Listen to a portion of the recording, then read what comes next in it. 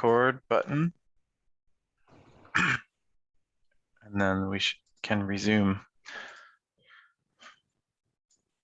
Okay. Welcome back, everybody, and sorry for not getting back in a timely manner, but we had a few things we needed to discuss. I think we came to a pretty good place, and I'll let Steve and Andy kind of take it from here, and then I'll lead us in the rest of this agenda item. So thank you to the participants in the call, especially the new executive team. I appreciate your input. Okay, bear with me as I bring up the slides again here.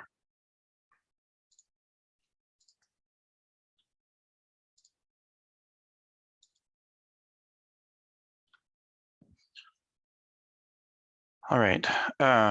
Thank you, Walter. I think we had a good discussion over lunch. We recognize the challenge that's in front of us from the timeline perspective in terms of rulemaking. We recognize that as an agency, we would like to have the draft rules that we published when we begin the LCDC consideration be as reflective as we can to the work that's been completed to date. The group on the call, I think, identified two potential paths, not necessarily mutually exclusive. The first of which is that we could move forward and adopt the revisions that have been put in front of you today. Concerns related to tribal consultation can still be addressed outside of the OPAC process in the government-to-government consultation process where that belongs, and recommended revisions could still come back to OPAC, which would need to be handled in a second, potentially shorter meeting focused only on consideration of those amendments. The other path is to potentially hold off on making a decision about approval today, although there were a number of considerations and process concerns that were brought up in association with that path. New OPAC members coming on board, sticking to the timelines that we have established as a group, and recognizing that as we continue to engage on Part 3 work, that will have additional tasks for OPAC come this coming spring, as the state agencies work to develop an RFP and potentially continue to conduct work associated with further valuation recommendations.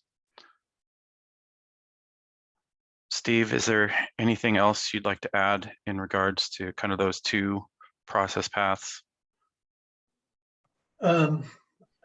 Nothing occurs to me, Andy. I was just going to add a note that over the noon hour, the meeting was yourself, myself, Patty Snow, Chair Chuck, Margaret Corby, Howard Brock, and Chambers. And it was the six of us, and that was the scope of it.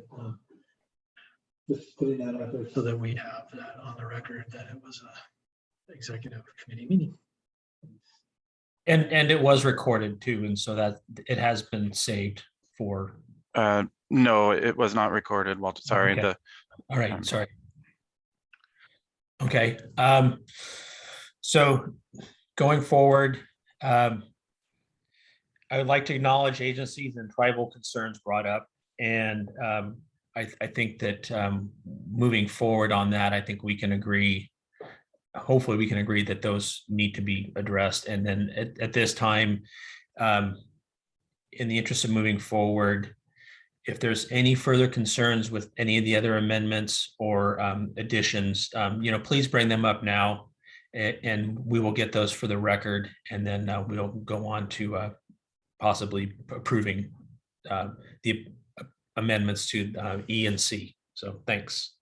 John Holloway.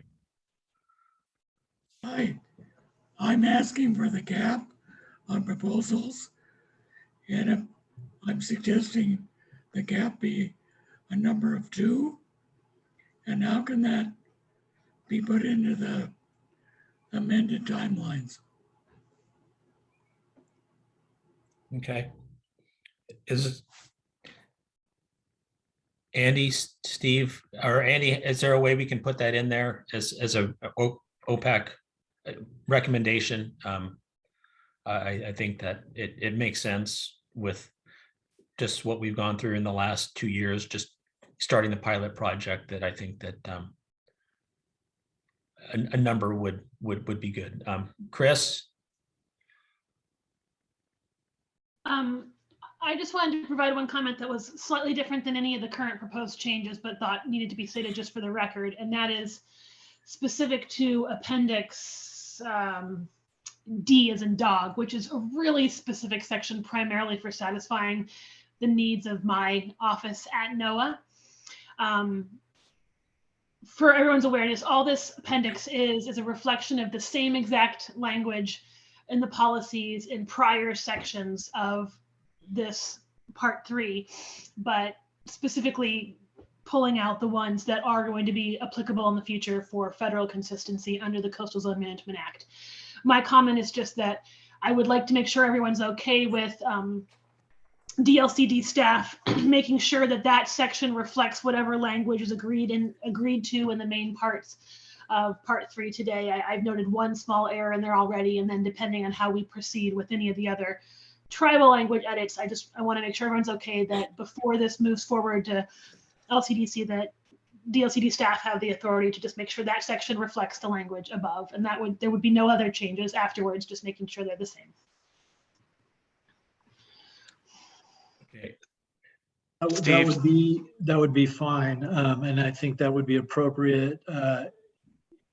It would be good to perhaps include in a motion that OPAC in adopting these changes directs staff to work with DOJ and make sure that any conforming changes, any Scrivener's errors are caught before it's sent out as a draft to LCDC. Not substantive changes, but for example, if we re-letter something, then we make sure we change the table of contents, and that Appendix D reflects what we've agreed to in Appendixes C and Section E. Okay, thanks, Steve. Okay, are there any other concerns or discussion on revisions or suggestions for Section E and Appendix C? Walter, I would like to respond to John's comment. Oh, sure, go ahead. Sorry. If OPAC does believe that 2 proposals is an appropriate cap, I can note that, and we can include that as a part of the record, and I can then make an amendment to that section of part 3. But I think that the rest of the council needs to consider that as well. Again, I left that decision up to OPAC when they're considering the RFP, and feel like having the flexibility, and the council having the flexibility to make that determination later on is the right decision.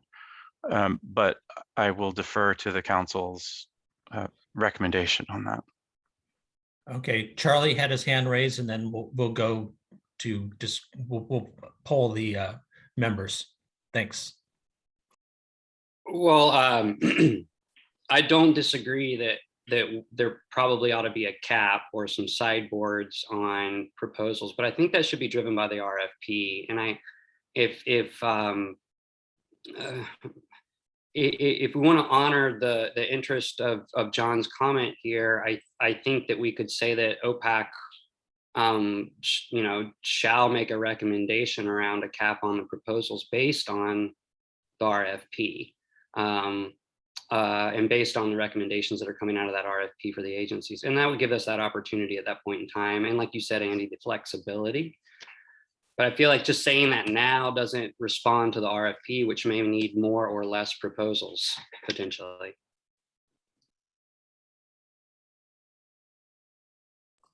Okay, I will. Thanks for that, Charlie. John, would you like to just suggest something for the council, and then we'll see where that goes? Well, I'm suggesting 2. And if people have other numbers or a process like Charlie's talked about, I'm fine with that too. Okay, so what I'm saying is, that at some point, would it be okay if we said at some point that OPAC needs to determine or will determine a maximum number, and we'll just have that for the record, and going forward with RFP process and for future proposals. That'll be fine. Okay, does that work, Andy? And So the recommendation from the council would be when OPAC is adopting revised Section E and Appendix C, that there's a specification that OPAC shall set a cap on the proposal cycle as influenced or dictated by the request for proposals. yeah, John, does that satisfy your concern? Yeah, that's perfect. Okay. Well, let's do this by consensus. If anybody has any concerns or comments on what we just put forward, please raise your hand now. Otherwise, I will take that as a consensus for that addition to this Part 3 draft amendment process.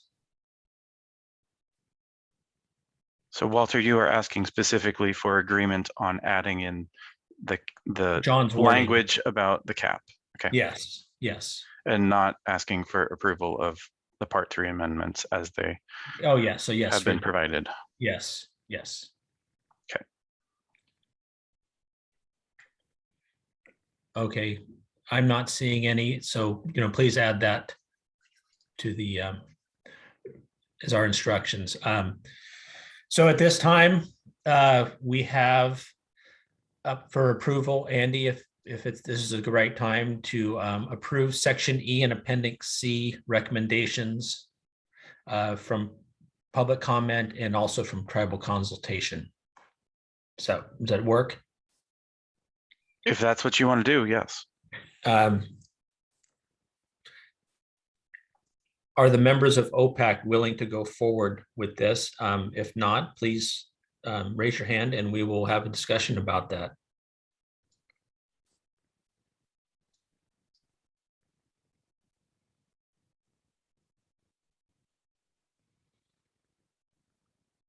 Okay, I'm seeing no further discussions or questions. I appreciate if we could do this by consensus. If not, we will go to voting.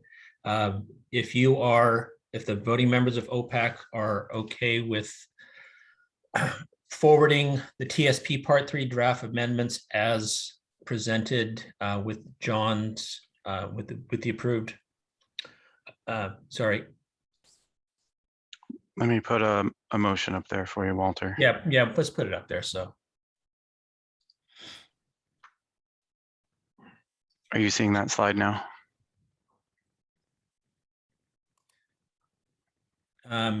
Yeah, except your face is in the upper corner, but yeah. Oh, let me move it.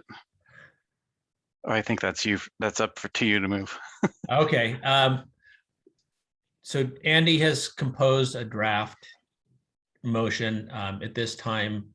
If someone would suggest the approval of that, and we'll go forward with either voting or consensus.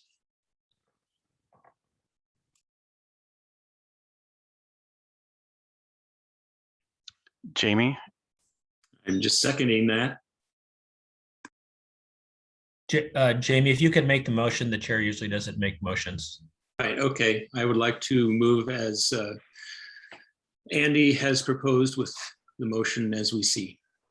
You want me to read it out? Yeah, please, for the record. Okay, the Ocean Policy Advisory Council moves to adopt the TSP Part 3 draft amendments as provided by DLCD staff on 11/3/2021 and will transmit them to LCDC for their consideration. Also, in doing so, the council has reviewed the required rulemaking documents, public notice, and fiscal impact statement and housing impact statement. All right, thank you, Jamie. We have a motion. Andy, we can do this by consensus if we don't have any concerns, correct? Yes, you can. Okay, let's try and do this by consensus. If everybody is in agreement with doing that,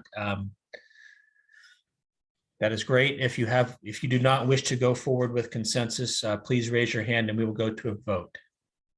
Sorry. I think Karen has her hand up. So Steve needs a second before we can go forward. Go ahead.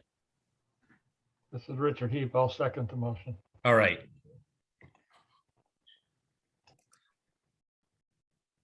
Okay, we have a second. And Karen had her hand raised, correct? Yes. I do. Can you hear me? Yes. So my question is whether the pathway that was discussed, the two different pathways that were discussed over lunch, whether there's going to be additional discussion around those or if this is concluding the issue.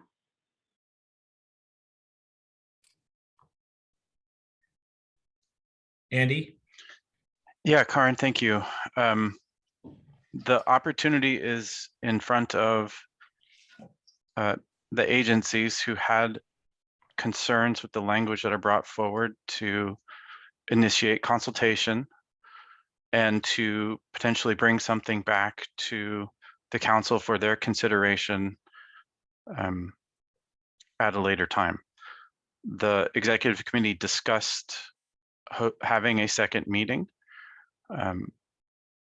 The need for that would be dictated by whether or not there are recommended revisions from that exercise.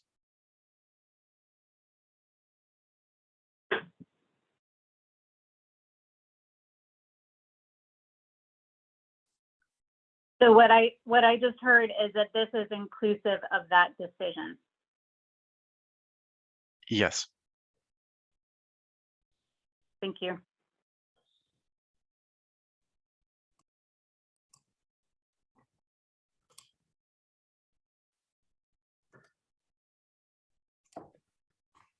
Okay, seeing no other hands. Are there any other hands raised, Andy? I am not seeing any. Okay, so Steve, direct me. Can I call for, I don't need to call for a vote. I asked for consensus, and if there's no concerns other than Karen's, we can call that consensus, or do you want us to vote on this? If you've acted, our procedures are set up as if you can first achieve consensus, you don't have to move to a vote. Okay. So. Okay, seeing no further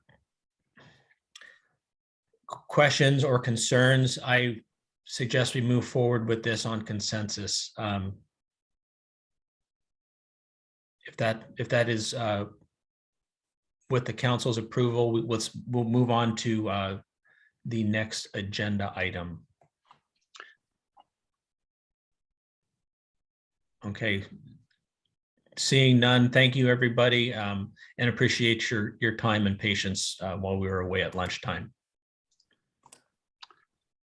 Walter, we still need to discuss the issue of OPAC's recommendations around further evaluations. Yeah, that's what I meant. Sorry, Charlotte. Okay. Sorry, Andy. So let's move on to further evaluation.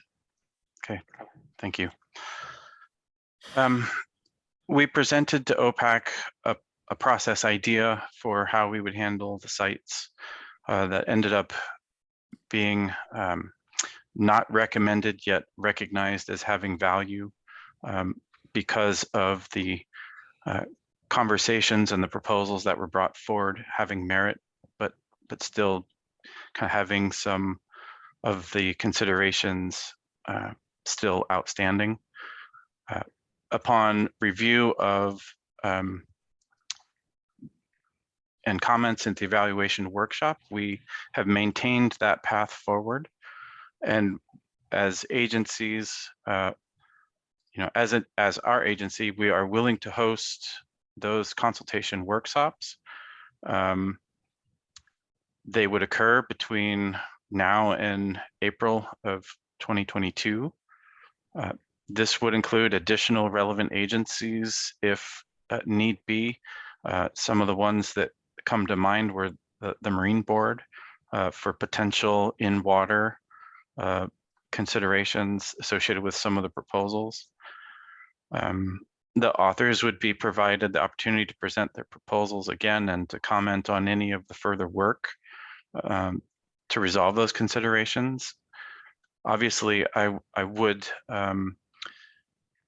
be responsive to the public comment we heard earlier that we would go back to kind of where those conversations were left off as a part of the working group recommendation. So we would go back and kind of reestablish the baseline of where we were. We would invite public and potentially affected stakeholders to be a part of those workshops and allow public comment. We, as staff, would record and summarize the conduct of the workshops and bring those back to OPAC for their consideration. The rest of the process would actually be consistent with how we have designed the new site-based proposal evaluation process to be conducted, and that OPAC would consider those proposals over the span of 2 meetings.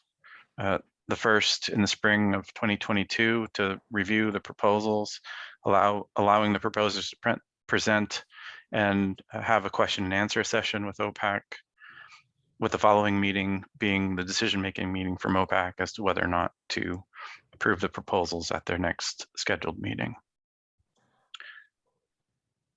So that was our recommendation to you as a council, and I'm happy to take any questions or have a discussion around OPAC's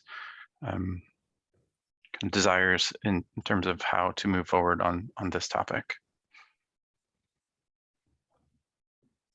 Thanks, Andy. Questions, discussion? Charlie? I can't keep my mouth shut. So I'm recognizing my term in OPAC and maybe other people's terms that end in the summer. So I'll be in my seat reviewing a proposal for the first time. Somebody else will come into my seat and actually vote on that, I think, ultimately. So I just want to flag that there may be a gap in between when they're proposed and other members of OPAC joining. And I don't know how we might want to accommodate for that in some way, shape, or form to allow for some consistency in who receives the proposal review for the first place and then who eventually votes on it. Charlie, that's an excellent thought that I did not think of when I was crafting this. And my immediate gut reaction is that I would be willing to host briefings for new council members to walk them through what we have been through, to describe the process that took place and the decision that will be in front of them at the fall meeting.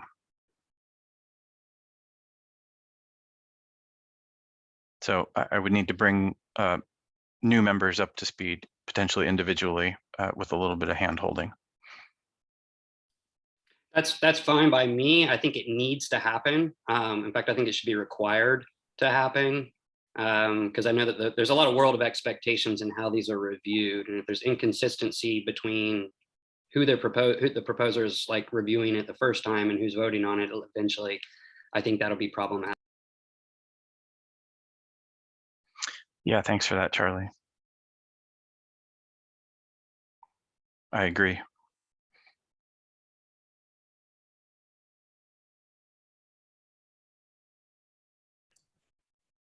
Okay, any other discussion, questions?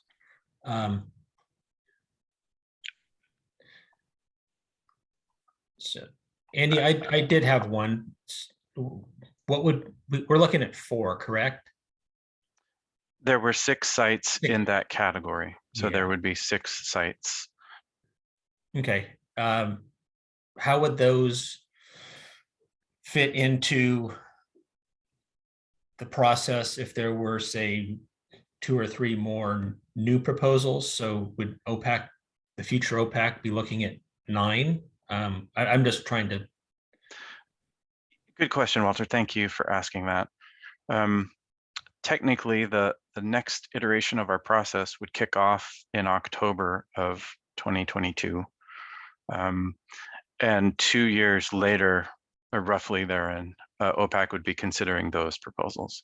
So OPAC would kind of practice the process of receiving the proposals and the information from the workshops, make decisions on those at the fall meeting, and then there would be potentially additional proposals coming to them the following year. So OPAC would not be considering 9 proposals at one time.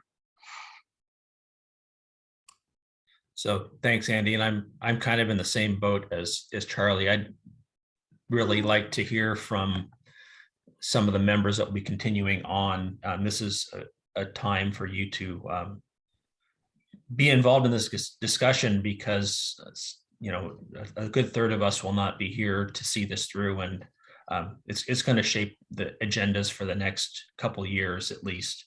And there might be some other issues coming up, and now it's a good time to think about how you want your agenda to look for the years coming up. So thanks.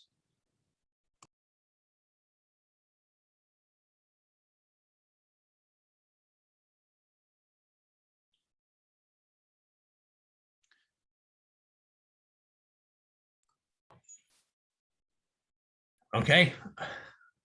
I'm either seeing great approval of this, or people have not decided, not made up their minds on which way they want to go. I did put a motion together if you would like to see that. Sure. A draft motion.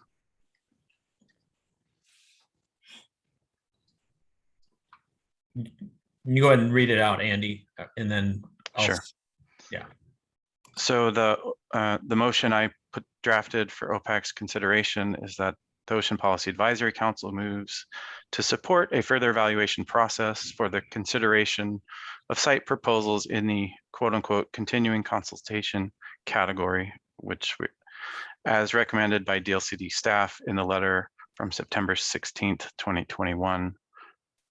As an aside, I recognize that we're trying to get rid of that continuing consultation language, but it is baked into some of our presentation material. So I wanted to be consistent in how I addressed those sites and categorized them.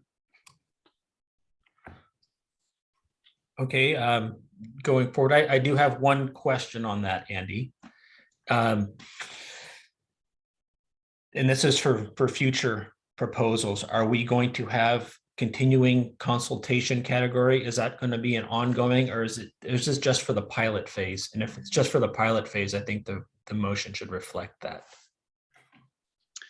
Yeah, there is no status of continuing consultation as described in the draft amendment in section E or Appendix C. This is a one-time consideration of the council that resulted from kind of a continuation of the discussions that started at these sites, and I feel deserves a conclusion. So this is a one-time deal only, with this category not existing in the future. Okay, thanks, Andy. And could you please revise the motion to state that, so we don't have any confusions in the future? I would add a sentence to the motion that says this process will only be considered as a result of the continuation of the initial proposal process, and not as a part of further proposal processes. Okay, thanks. Once again, future OPAC members. This is Jamie, please go ahead. So hypothetical in the fall meeting, excuse me, when those 6 proposals are decided upon, let's say one gets through, the other 5, they have to reopen a proposal to start again on that same site? That would be correct, although they would be needing to tailor their proposal in response to the RFP. So those proposals may not be directed appropriately based upon the content of that RFP.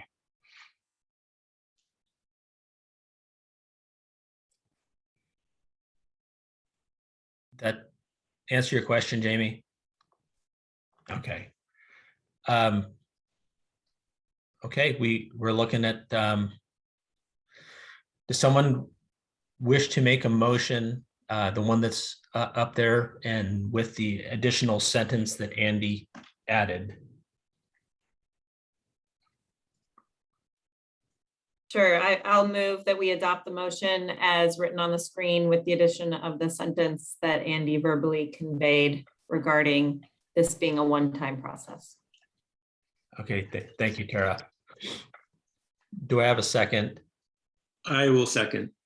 All right. Thank you, Jamie. We have a motion and a second. Do we have any further discussion? And if not, I'll move to approve this by consensus.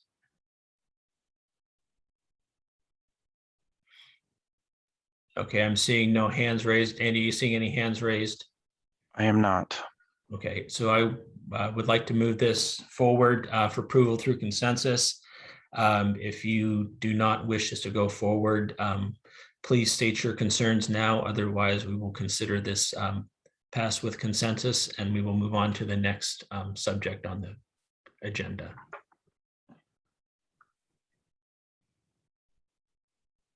Okay, I do not see any.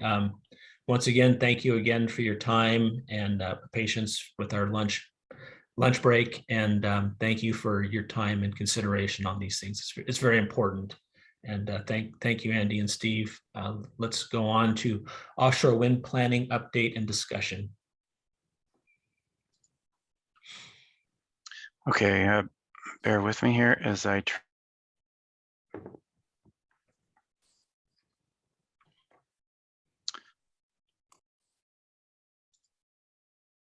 and Walter, to be clear, you wanted to move past the part 4 update.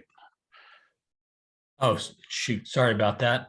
I can probably make up some time in doing so. No, I had scrolled my screen too far up. Sorry. So let's go to part 4. I recognize that our other participants will need to if they're wait. ready, if they're ready, let's So- get them going, and then we'll do part 4. Okay. After. Yeah, sorry about that. All right. So I will move on to our panel on offshore wind.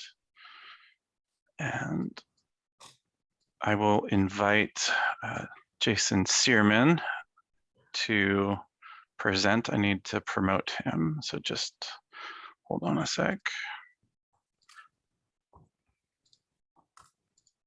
Okay, no.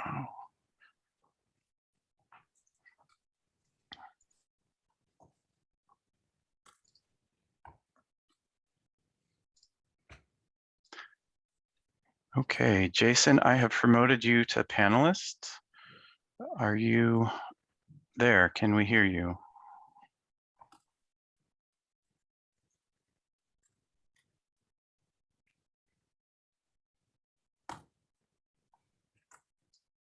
Hey, Andy, yeah, when I hit the button, it had me exit and rejoin there for a second. So can everybody hear me?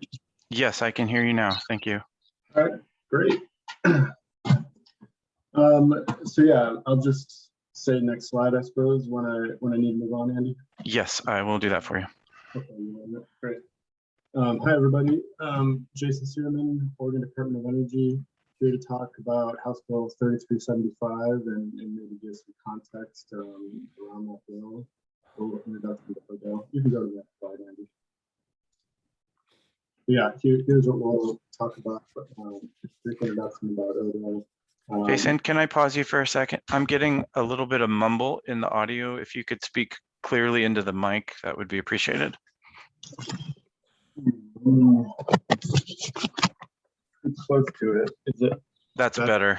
Okay. Yep, much better. So yeah, just going through the agenda here. Oregon House Bill 2021 was also passed in the last legislative session, the same session that House Bill 3375 was passed. So that gives us a little context. And then I'll talk about 3375, and then just a quick update about another project Department of Energy is working on that may be of interest. Next slide.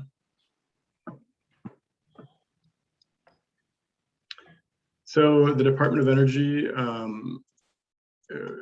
mission statement, or vision statement, I should say, is leading Oregon to a safe, equitable, clean, and sustainable future. This was previously our mission statement, but that's since changed after going through a multi-year strategic planning effort.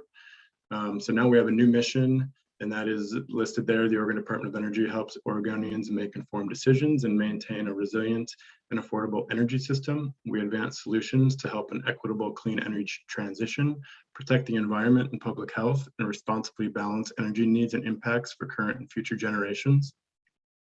And then we have a what we do aspect. It's our position statement that supports how we achieve our mission with 5 pillars of work, 5 pillars that define our work.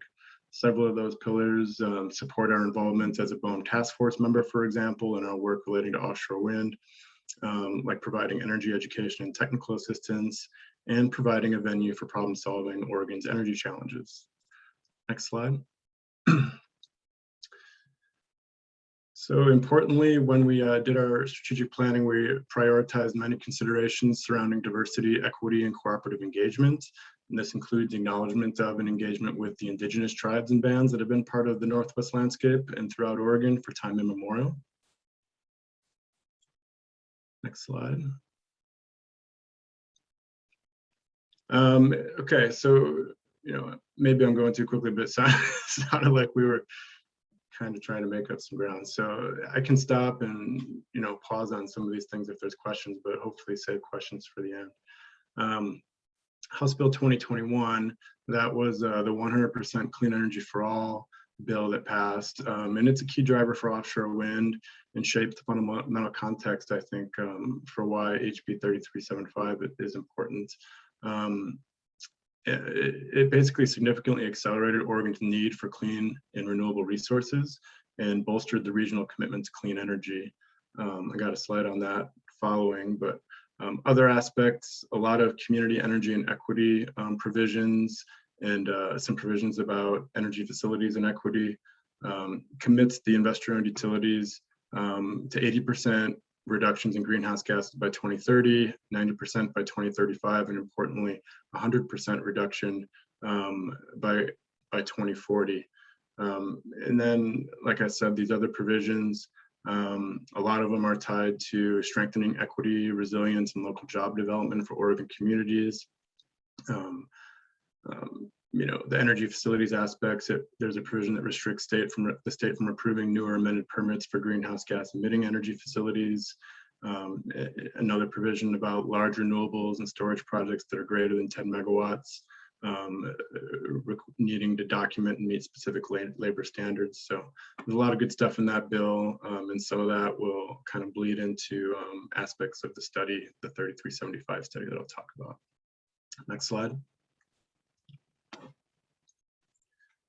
So Oregon's not the only state with clean energy commitments. This is pretty important to keep in mind. Clean energy commitments are in place and growing across the country, spotlighting the Pacific Northwest up there. In addition to Oregon's commitment to 100% clean by 2040, we have the state of Washington committed to 100% clean by 2045. Idaho's largest utilities, Idaho Power and Avista, are also committed to 100% clean by 2045. And then outside the Pacific Northwest, we have neighboring states, California and Nevada, that have clean energy commitments. California aiming to be 100% clean also by 2045, and then Nevada 100% clean by 2050. So kind of the bottom bottom line takeaway here, and I have the bottom line kind of highlighted in the next couple slides too, is that Oregon and many other states are looking for more sources of clean and renewable energy. Next slide. So this slide in the neck can help visualize kind of the scale of the region's need for clean new resources, what that looks like relative to the amount of the amount of existing renewables that have already been built. So here's a view of the existing renewable energy that's been developed in the Pacific Northwest in the recent decades. Hopefully everybody can kind of see that. Might be a little blurry, but I'll talk to it. So the visual is from the Northwest Power Council, and that's a group that uses pretty sophisticated modeling to inform regional power planning. The draft of their 2021 power plan is out. It's currently available. And this graphic shows the significant ramp up of regional wind development from the mid-2000s to 2012, land-based wind, and then a leveling off to smaller additions of wind. And then you can see the orange is the rise of solar development in more recent years. So what we have is somewhere in the neighborhood of 10 gigawatts, 10,000 megawatts on this chart, but 10 gigawatts of wind, and then 1 gigawatt of solar capacity that are deployed in the Northwest today. And so, questions about how much more do we need to reach the region's clean energy commitments are being asked. And then the next slide, go ahead. This one kind of gives a picture of that. So looking forward, this graph is also from that draft power plan, and it helps visualize and appreciate the scale of the need for the new renewables. Under this baseline condition, they forecast 5 gigawatts of additional renewable energy development needed by 2027, and then 14 gigawatts of additional renewables by 2040. So these are pretty large numbers, maybe talking to a non-energy audience here, but the Boardman coal plant, I think, was around 500 megawatts. It's a pretty big facility. Some of the nuclear plants up, the one in Washington, kind of a standard nuclear plant is about 1 gigawatt. So when you see gigawatts, they're pretty big numbers. And they could grow even bigger depending on population growth and electrification, impacts from climate change like hotter summers. So the council recognizes this scale, and the build out of it could be a challenge. So in their plan, they're identifying issues like costs, transmission availability, and siting challenges that could pose barriers to meeting this tremendous need. And kind of the bottom line question is, can it all get built in time? So with this uncertainty, the plan urges further study of these challenges and for regional entities to work towards solutions. The plan recommends that national labs, research institutions, trade allies, and utilities continue to work with developers and manufacturers to research and explore potential of emerging technologies. And there's several emerging technologies currently in the pipeline. I'm sure more will come out as we progress, as technology evolves. But one of the big ones is offshore wind. Others are energy storage and other carbon-free resources that can help address barriers to the large-scale need for new renewables. So that's kind of some of the background on the renewable landscape, at least, and what we need in the future. The next slide, we can talk about House Bill 3375 and what that is. So it recognized the merits of studying floating offshore wind. It's emerging technology. It's being deployed in a different type, a bottom fixed design on the East Coast.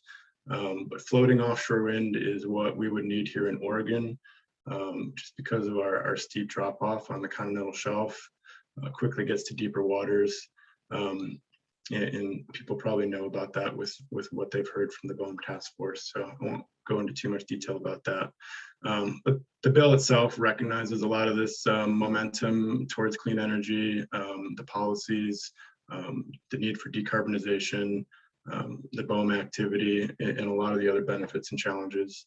And it declares a goal to plan for up to 3 gigawatts of floating offshore wind by 2030. It's important to kind of talk about that, what that means. There weren't any really specifics about who would be doing that planning, when the plan would need to be done, who would be involved. So it was kind of a future-looking goal to plan. It is how I've read it. And the Oregon legislature could give further direction for state planning through future legislation. The bill also talks about the goal being for that state planning to maximize state benefits while minimizing conflicts between floating offshore wind, the ocean ecosystem, and ocean users. That's very critical. And that kind of takes us to the report in the study itself. The bill gave some clearer direction, that wasn't very clear associated with this planning, what that would look like. But there was clear direction on given to Department of Energy to do a study to inform the legislature with a report that would identify and summarize key benefits and challenges with offshore wind and identify opportunities for future study and engagement. So another thing to point out is, the goal to plan for 3 gigawatts by 2030 is a goal, and the plan has yet to materialize. The study I'll talk about more on the next slide is kind of baselining, data gathering, summarizing what's out there in the literature review, gathering input from stakeholders, and kind of giving the legislature a digestible report that can inform them of all these challenges and benefits. It doesn't commit to deployment targets. So this is a little unlike some of the bills that folks may have heard of, certainly on the East Coast where they've committed to specific mandates. There's some other activity down in California where they're beginning to plan for offshore wind, but California hasn't committed to specific deployment targets yet either. And then we're kind of like in the earlier phases, I'll call it. The next slide can kind of get us to Odo's piece of the bill. The slide lays out 3 major elements of House Bill 3375, saying that a lot, 3375, that pertain to the department's study. These are the literature review, stakeholder and public engagement with at least 2 public meetings. So those from the public with an interest in offshore wind are certainly seen as stakeholders. And then the final report to the legislature by September of next year. At a high level, the literature review and the engagement elements can be seen as the data gathering phase of the study. And then the report drafting phase will follow that. The literature review is currently in process. We're currently reviewing relevant studies and reports relating to floating offshore wind and identifying key topic areas to highlight and summarize in a digestible document. When that's finished, it'll be published to the department webpage for this study. I'll have a link for that on the next slide. The target date for that is the end of the month, end of this month, November. The summary of the key topics and subtopics will then set up the engagement and input phase of the study. So with the engagement phase, there were 10 entities that were specifically listed in the bill: Department of Land Conservation and Development, Business Oregon, Oregon Department of Fish and Wildlife, the Oregon Public Utility Commission, so a bunch of state agencies, and then the Northwest Power and Conservation Council. I mentioned those with their 2021, that's the entity that did the 2021 power plan, where I borrowed their graphics from a few slides ago. The Regional Planning Group, Bonneville Power Administration, the Bureau of Ocean Energy Management, Boem, and a couple national labs, National Renewable Energy Lab, Pacific Northwest National Lab, and the U.S. Department of Defense. So these are largely intergovernmental agencies. And in addition to those, we're also aware of many stakeholders that could be interested in at least tracking this study and could also want to engage with it by providing input. So other state and federal agencies that are involved in Boem's Oregon Task Force, for example, parties the Boem Task Force has engaged with, including ocean users, such as those with an interest in fisheries, cultural resources, marine transportation and shipping, for example. Many of the coastal authorities, whether it be tribal, county, city, ports, etc., Oregon congressional delegates, state legislators, the list is pretty long. So we're just trying to cover our bases and make sure people are aware that the study is going on. The utilities, power suppliers and developers, NGOs, nonprofits, environmental organizations, those listed in those that helped with the bill's development, people that testified. So in short, the study process is designed and going to be open for broad stakeholder participation. We'll have at least 2 public meetings. Those will be next year. So these elements are kind of in a timeline fashion. I don't really have any dates on here. Stakeholder engagement, those public meetings will probably be in the beginning of the new year, maybe January, February, March timeframe. And then we'll, start drafting our report and get that done by September. So that's kind of the meat and potatoes, I guess, of the study. The next slide kind of has contact information, ways to stay informed.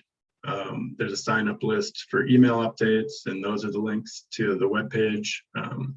Doesn't have a ton of information on there, but like I said, it'll be evolving. It'll have the dates of the public meetings when they're scheduled. It'll have the literature review. One thing I didn't mention was those key topics from the literature review will help us develop some prompting questions. So I expect there'll be some prompting questions posted on the website, and then the feedback process, we'll start off with some written opportunities for written feedback and input through like a web-based portal. And then that feedback will kind of jumpstart our public meetings and let us extract kind of issues that a lot of people talked about and form an agenda and allow for some discussion at those public meetings. I just have one slide on the ERESA project. I think I might as well go over that, and then we can take questions. But the Oregon Renewable Energy Siting Assessment, or ORESA or RESA, tomato, different ways of saying that acronym. That was a $1 million DoD funded grant to ODO to kind of convene a team. The team consists of ODO, DLCD, and OSU's Institute for Natural Resources. It's essentially kind of like Oral Wind is the end goal, in addition to a report, but it'll be a tool that can kind of help people understand who to contact for when they're looking at early stages of siting energy facilities. So the goals are to support military compatibility and early notification and coordination, to create educational tools, to minimize conflict and support opportunities for renewable energy, inform stakeholders, agencies, local governments, and policymakers about renewable energy development, military training and operational areas, economic community benefits, land use considerations, probably pretty familiar with those, natural, cultural, and environmental resources, other regulatory requirements, and provide baseline information to support all that transparent and accurate data. Status is in process overall. There's kind of three or four pieces, a couple of them are complete. There were 3 topic-based assessments that are complete. Those were developed by subject matter consultants. There's a permitting procedures review report that kind of outlines the various state, county level Boem processes that are involved with renewable energy siting. Mapping and reporting tool. So that's kind of the quick snapshot to the right. We're currently in an early stage testing, alpha testing, maybe you could call it. There'll be a beta version launched this winter. If people are interested in testing that out, you can contact the project team. The final report will be in the spring of 2022. So where this connects with kind of marine habitat is probably, or the marine environment is, if, for example, offshore wind were to start being planned for and they're looking for landing points for transmission, for example, that could kind of be the land-based aspect of how this tool could be useful for a marine project. Hopefully that was enough to kind of give a flavor for that. And then, yeah, happy to answer any questions. Great. Thank you, Jason. Jamie?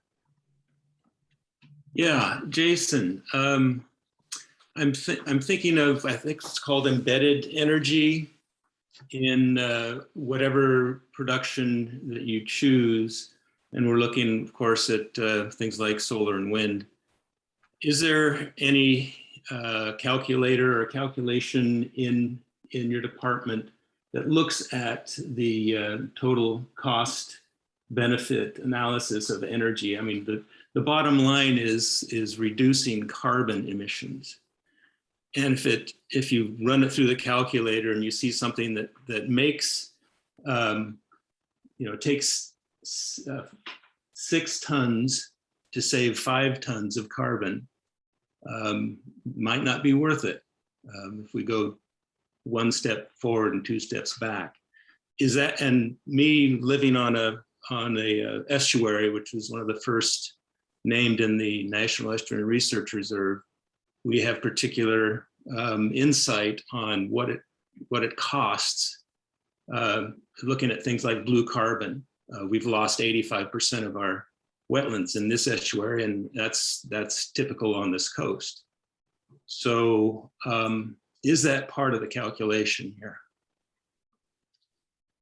Yeah, I don't know if there's any regulatory requirements for that to be looked at. Certainly it's a topic that we've heard a lot about.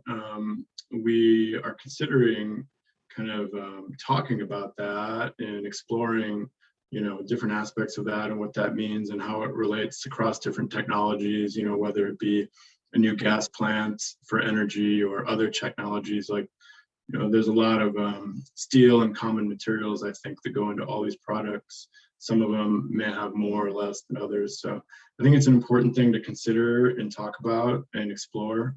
One of the ways that our department can do that is, like I said, we're trying to think of how we might be able to include something like that into our biennial energy reports. We haven't done, to my knowledge, I don't think, a deep dive on that yet, but it's certainly something that our staff is thinking about. It is in the bill. I mean, estuary function is in the bill that is cited. And it would be nice to know that that's part of the consideration, because I know our port is very interested in deepening and widening our port without. I see. Yeah, for sure. Anyway. No, yeah, I was thinking you were thinking about carbon emissions, but I think you're also talking about the sequestration values too. Correct. Yeah.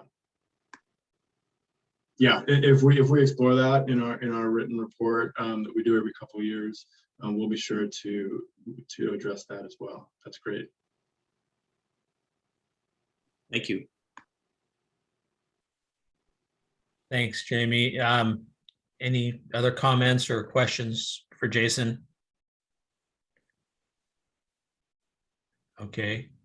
Thank you for your, oh, sorry. David Yamamoto. Thank you, Chair Chuck. I appreciate it. And Jason, I appreciate very much you being here today. And I noticed that Whitney Howard is probably coming up next. So Whitney has already heard much of this. I'm a member of the Oregon Boem Work Task Force. There are so many questions, and I'm not sure where to start. I'm really not. Your targets are very aggressive. 100% clean energy target by 2040, 3 gigabytes of floating offshore wind by 2030. By 2040, when you anticipate Oregon being 100% clean electrical energy, do you have any idea at this point how much of that 100% clean energy will be coming from floating offshore wind? Not at all. Not at all. We're early stages. There haven't been any state commitments to that, like you've seen on the East Coast. I think people think it's necessary at some point. The studies I've read, it might not be offshore wind, but something that's not currently being used. So that kind of gets to the emerging technologies. And we'll talk a little bit about it, but I think, the studies I'm familiar with, solar and onshore wind and our hydro systems and all the things we currently kind of have in place and could do more of. there's different aspects of energy that have to do with timing and when those resources are available. Obviously, the wind doesn't blow and the sun doesn't shine all the time, but different areas can be, you know, irradiated with solar, or the wind can blow in different areas at different times of the day. When it's not blowing somewhere, it could be blowing somewhere else. So there's a lot of emphasis on diversity of resources to try to help us balance all that and get that last 10-20% to find a way to account for energy resources that can deliver during the times that we would need to kind of round out that 100%. So no answers I yet. understand that. I'm just going off one of the key points that you made when you were talking about 100% clean energy target by 2040. That one of the big ones is offshore wind, is what you said. So I'm just curious if you had any targets there. Yeah, people think that could be helpful. So one of the things that I would hope you would do as you develop your targets for offshore wind, I'm hoping at the same time you are talking to the public about the cost of the generation of offshore wind and how much this is going to add to all Oregonians' increased cost for electricity. You just also mentioned hydro systems, and yet the state of Oregon does not consider the Bonneville Power hydro situation to be renewable energy, which I just don't quite understand that at this point. You've got some commitments from a couple of counties in Southern Oregon. You've made some big promises to them about jobs and economic development. But when we talked about this at the last Boem workshop, I mean, most of this stuff, the ports available are not large enough for the construction or transportation of these huge floating wind projects. And so the conversation is going to Seattle or Portland or San Francisco. And again, so promoting the fact that you're going to be providing local jobs is something of a misnomer that I think really needs to be cleared up also. Yeah, thanks for that. I think you're probably where a lot of us are, and I think that's one of the values of this study is to kind of really drill down on that. Maybe we need some more funding for some more studies, not only on what the economic development piece is, but where are the ports at? What are the environmental impacts? You know, I think there's a lot to be determined, and I think this study is going to help see where we're at with those studies. What do we know? What don't we know? Another cost that you're going to have to consider, of course, are the transmission lines you're going to have to build, because you have the potential to bring in a huge amount of energy from offshore floating wind projects, and somehow you got to get that to the big users. And the big users are, well, who knows? Probably California, things of that nature. And I know, and Whitney has heard me say this before, there are a lot of rumors floating around out there that California sees the wind potential off of Southern Oregon, and they want to put a lot of wind, floating offshore wind out there. They're concerned that Oregon does not have the infrastructure nor the desire to land all of this power within the state of Oregon. So one of the concepts that's been brought up is that they'll take this Oregon and run it into California, with bypassing Oregon totally. So again, there's just a lot of different concerns here. I'm extremely concerned about our fishing fleets. Again, I think you've got some very aggressive targets here, but I think we need to make sure all of our questions are answered before we actually start putting offshore wind in the ocean. So I appreciate your time. Yeah, I appreciate it. I appreciate your concerns. Thanks, David. Ray, you had your hands up. Yes, I did. I'm gonna leave my camera off because I'm get broke up here if I don't. Can you hear me good? Yes. Jason, it's probably a rhetorical question. I don't expect you to answer it, but it kind of dovetails off Commissioner Yamamoto's question. If we have 3 states, all of us by 2045 are going to reach 100% sustainable. Say we do put wind energy off of Oregon, and for whatever reason, we figure out the infrastructure can't come back on shore in Oregon. And the transmission lines do go directly into California, and all the power generated in the federal waters off Oregon go into California, and the users of that are the California-based businesses, houses, and their infrastructure. Who would get credit for getting to their 100%? Would that be California, or would it be Oregon if we didn't have anything to do with it except we're using the waters off of our state? And the same thing, you know, using our ground anywhere, putting windmills or panels anywhere in the state. If we're not using that and another state is, do we get credit for that, or will we? Yeah, that's a good question. I appreciate that one. The way these have been written, this one's kind of a House Bill 2021 is similar to other ones, but they're all written in terms of the electricity that's supplied to Oregonian customers, customers in Oregon. So if the power goes to California customers or Washington customers or Idaho customers, which right now there's a lot of power that's built in Oregon that supplies energy to California and Idaho and vice versa. You know, we get some power from California and Washington and Canada and Idaho. So we kind of follow the trail, so to speak, of where it goes from generation to customer. So I think in your example, the short answer is no. I appreciate that, because we hear about, we have all this energy and we won't need it all, but we'll sell it. And so if we're taking up Oregon spaces and we're selling all the electricity and all the other states are going to get credit for it, what are we doing here? Yeah, that's it. It's a great question. Important. I think it's important to identify those aspects. Hopefully I can figure out a way to highlight those in the study and get some input on those. If I was a California congressional person, to save all my fisheries and save all my land, because I've already made a statement like this before that I believed in wave energy, I think it ought to be placed off of Canada and then sent down to Oregon. And that's kind of a funny statement, but, and I know we're all serious here, but I would be saying, yeah, put all the wind up there in Oregon, ship it down here, and all my fishermen don't lose a bit of ground. Anyhow, thank you very much, and I appreciate it. Yeah, thank you. Thanks, Ray. Any more questions for Jason? If not, we'll have Nettie and Whitney on next. Charlie?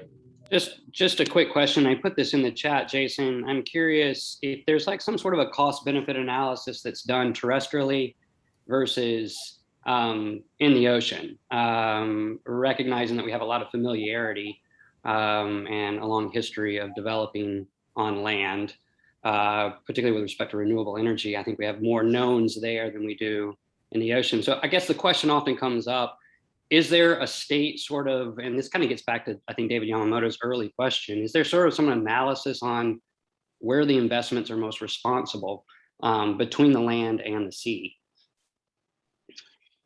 Yeah, I think a lot of people are thinking about that.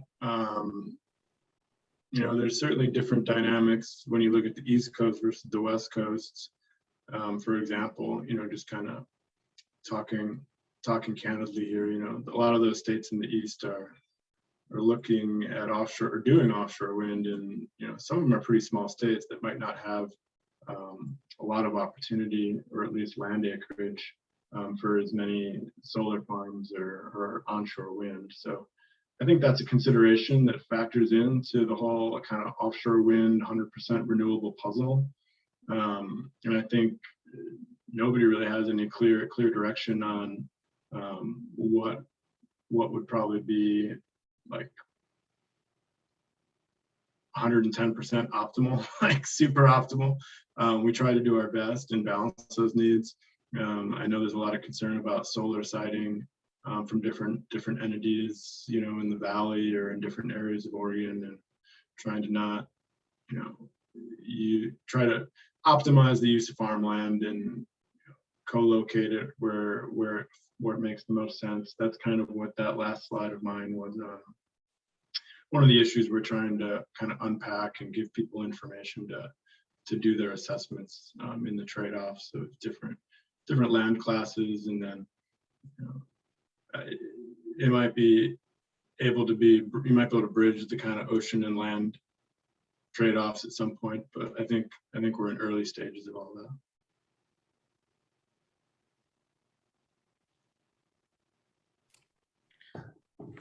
Thanks, Jason. I'm not seeing any more hands raised. So thank you, Jason. Thank you for your presentation. Appreciate your time. Yeah, appreciate the opportunity. Thanks. Yeah. All right. Next, we'll have Nessie and Whitney. Great. Oops. So good afternoon, everyone. Council Chair and members, thank you for providing Boem with this opportunity to provide an update on our activities on offshore wind here in the Pacific. So my name is Nessie Sumait, and I'm the Chief of the Renewable Energy Section for Boem's Pacific Office. And with that, lead the leasing for renewable energy off of California, Oregon, Washington, and Hawaii. So today I'm joined by Whitney Hauer. Some of you familiar with Whitney. She is our lead for all of our activities here in Oregon. So we'll have a few slides for you today. I'll begin the presentation and then hand it over to Whitney to finish. Next slide, please. So just by way of introduction to Boem, the Energy Policy Act of 2005 is where we derive our authority to issue leases and easements and rights of way to allow for renewable energy on the outer continental shelf. And among other things, EPACT requires that Boem ensure that renewable energy development takes place in a safe and environmentally responsible manner. And Boem's jurisdiction on the West Coast and Hawaii begins 3 miles from shore out to about 200 nautical miles, and excluding areas that have been designated as national marine sanctuaries. Next slide, please. So the Boem regulations are fairly new. It was established in 2009, and it includes a general framework of how Boem will manage its renewable energy program. Shown here as the 4 phases of the renewable energy program. It's the distinct phases of planning, leasing, site assessment, and construction and operations plan. It's a fairly long process from beginning to end before we actually are looking at a project for construction on the OCS. We're all now in the planning and analysis phase, and that is going to result in identification of areas, more specific areas from which Boem will request information and nominations for interest in a call. And then when we have that call area, we will identify wind energy areas on which we will do environmental reviews. So the planning and analysis phase, I mean, we show here a couple years, and that's even preceded by the 1-year process that we have already been through, which is just to gather the data to inform the call. And so when we have wind energy areas and when we've done environmental reviews for the foreseeable action of issuing the lease, then we enter into the leasing phase, wherein we publish a proposed sale notice that includes the area that we intend to lease. It will have conditions of the lease, and then a competitive auction that will award leases to a lessee. The lease itself does not provide the approval to construct anything. It simply gives the lessee the ability to submit plans, including additional site assessment, site characterization, to inform the formation of a construction and operations plan. And that's really when we begin to see what's being proposed on the lease area. And so on that, Boem will conduct a second NEPA review, because then we would know what the project is that's being proposed. And in that phase, we would do an environmental impact statement. Boem's regulations also require that before any construction occurs, that the lessee provides financial assurances for decommissioning to cover the expected cost of decommissioning. And that has to be provided to Boem prior to any construction. And so, you know, you're probably looking at 8 to 10 years before any steel is in the water. And so it is a long process. We strive to make sure that there's public input opportunity at each phase of the process through public webinars, the Renewable Energy Task Force, other engagement, and of course, public notices in the Federal Register in specific spots of the leasing process. Next slide, please. We call areas certain things, and so we thought it'd be useful to just kind of review them here.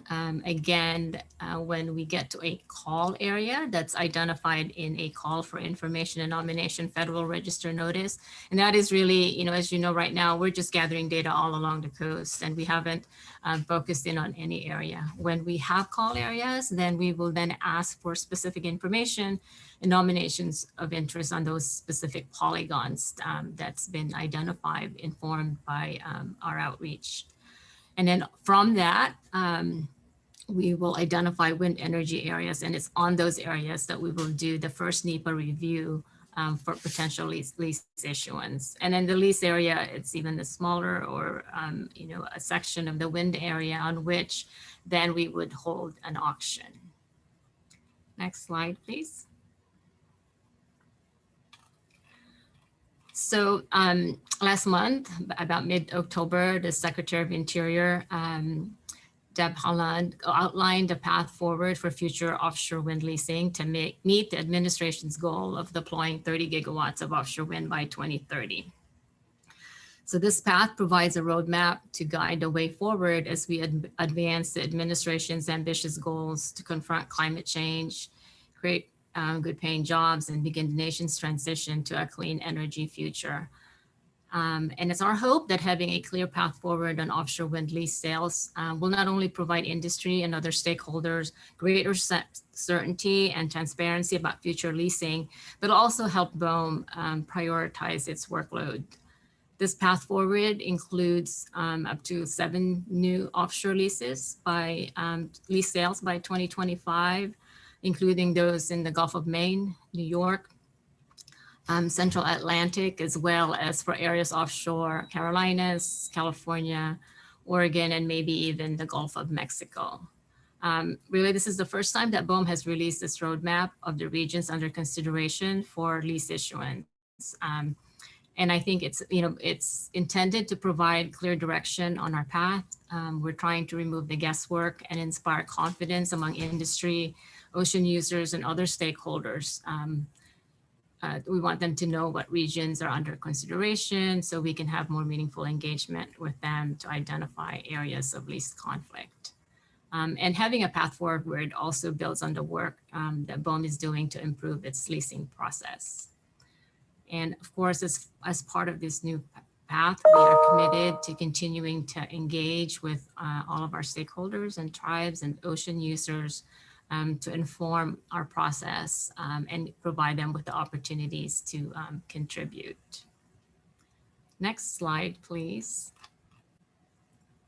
So more specifically here on the West Coast, we're not currently in active planning off of Hawaii, but we have identified call areas to the north and south of Oahu. We're continuing to work with the state there on a path forward for offshore wind leasing. In California, where we're more advanced in our leasing process, we identified areas in the Northern California and Central California. In the Northern California, slide keeps moving back and forth, offshore Eureka, we have identified a Humboldt that is now in the next phase, which is a wind energy area. So in the Pacific, we've advanced to the WIA stage. In Morro Bay, we found a call area in 2018, but we did additional work to find areas adjacent to it and issued another call. And so the next phase for the Central Coast is to identify wind energy areas.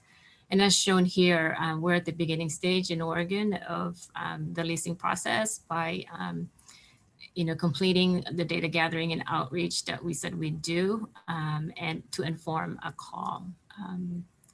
Is there a next slide, Whitney? Yes, so the status in California, the Humboldt wind energy area, as I said before, that is the, when we have a WIA, that is the first NEPA process that Boem will do. So Boem is currently conducting an environmental analysis for lease issuance off of Humboldt.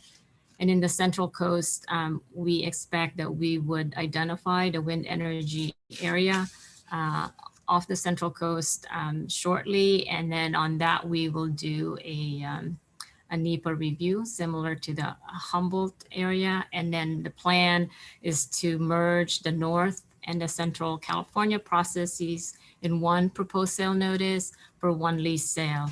And the current target for a lease sale off of California is the fall of 2022. And I think the next slides are Oregon. So with that, I'll hand it over to Whitney.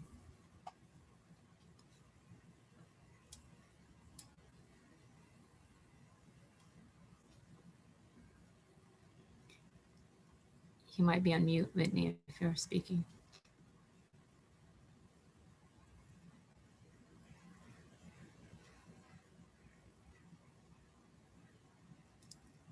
All right, I'm trying again. Can you hear me?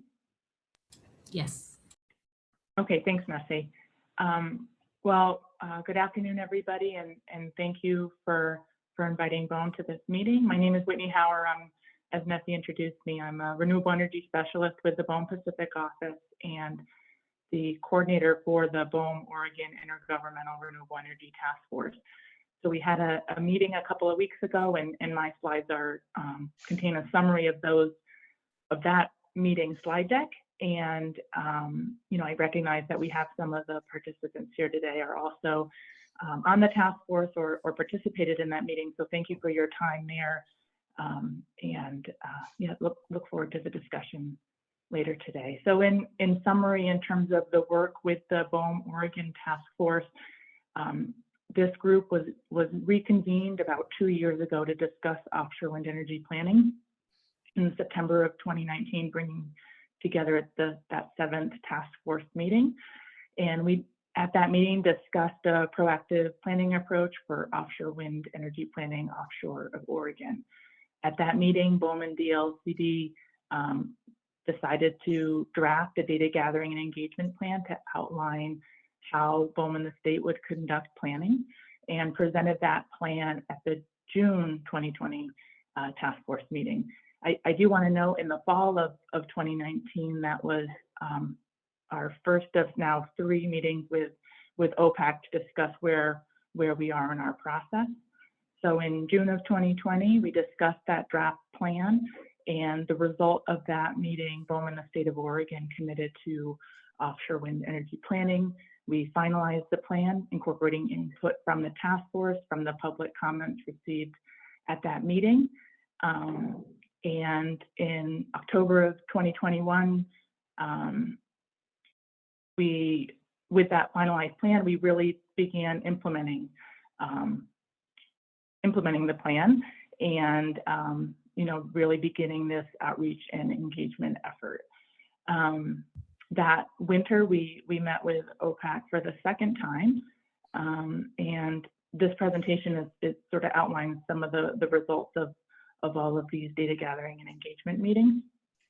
And then about 2 weeks ago, we had our 9th task force meeting where we presented the draft of the data gathering and engagement in a summary report, among other items in that meeting, and have discussed having the 10th task force meeting in January of 2022, with the focus of discussing draft call areas, and Nessie in her presentation outlined those steps.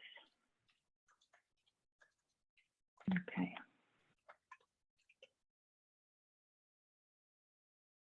Okay. As we discussed at the last task force meeting, as included in the need in our engagement plan and also summarized in our data gathering and engagement summary report, Aura Wind Map, the Oregon Offshore Wind Mapping Tool. This effort is led by DLCD. And its data catalog is the tool that captures the available data and it provides the data visualization. I'm not going to go into detail on Aura Wind Map today, but it's certainly hand in hand with this planning process.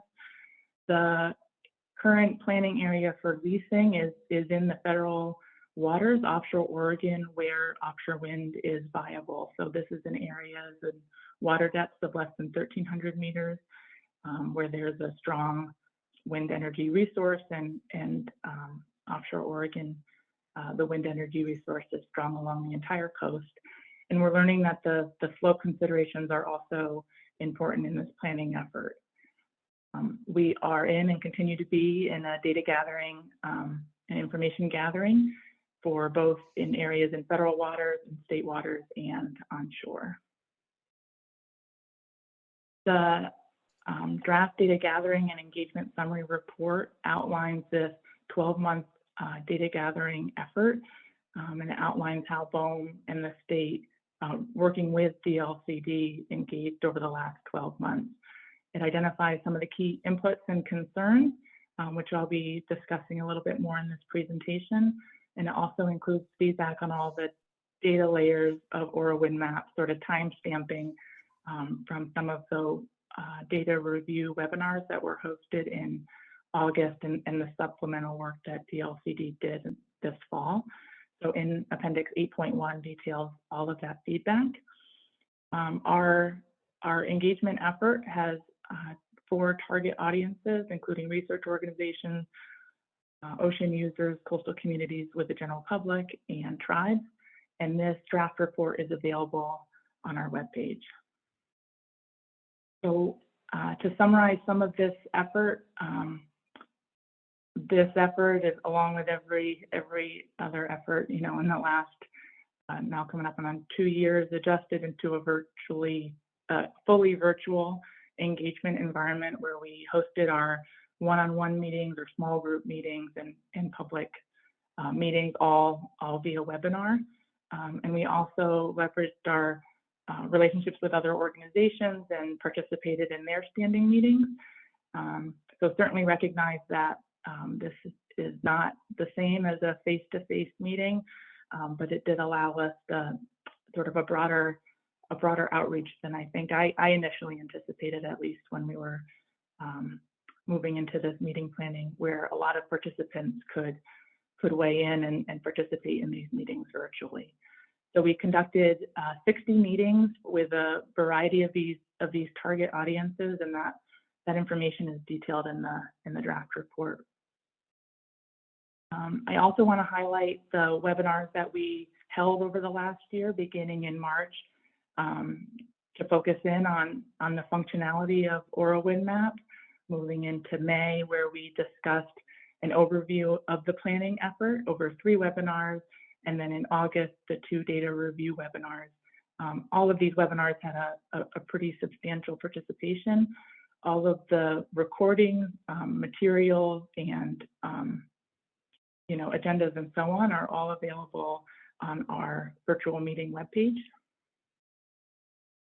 And then the next few slides that I have, I just want to provide a brief summary of some of the themes that we've heard from a number of these meetings. So one overall theme is on the topic of meaningful engagement, where all groups supported continued engagement and engagement throughout our authorization process. Certainly hearing the theme of early and often, and also trying to make sure we're clear on the level of review and analysis at each stage at our process. And this really comes in trying to inform interested parties in terms of Boem's authorization process, as our decisions are informed under our National Environmental Policy Act and those environmental reviews, that there are 2 NEPA reviews overall in our process, and the first environmental assessment is at informing lease issuance. And then the second, as Nessie was discussing in the earlier part of this presentation, is the environmental impact statement associated with a construction operations plan. We heard from the fishing industry and its community in terms of the concern that their feedback wasn't taken into consideration, and the request to have Boem and state to consider fishing industry and want their decisions, that want Boem decisions to be informed by all the current users of the ocean space. And then, feedback from industry users in terms of support for offshore wind, but encouraging engagement and partnerships with respect to maritime partnerships, and certainly prioritizing safety and labor. The feedback theme from our fishing and other ocean users were really focused around the siting or potential loss of fishing grounds. And then the second is in terms of impacts with respect to any energy installation and its operations. And then the feedback theme with respect to wildlife and other impacts is the concerns of impacts on marine species, on seabirds, and its impact on any type of migration or behavior, understanding that the interaction or displacement from the animals to the turbines, any cumulative impacts based on multiple projects, understanding these impacts on the fishing industry, and understanding that we are in a changing climate and the stress on these marine species. We also heard of the concern of the visual impacts from shore. And then lastly, we heard a lot of input on that Oregon's energy portfolio. We can echoing, we heard from Commissioner Yamamoto earlier on in terms of understanding the cost of offshore wind on the ratepayer.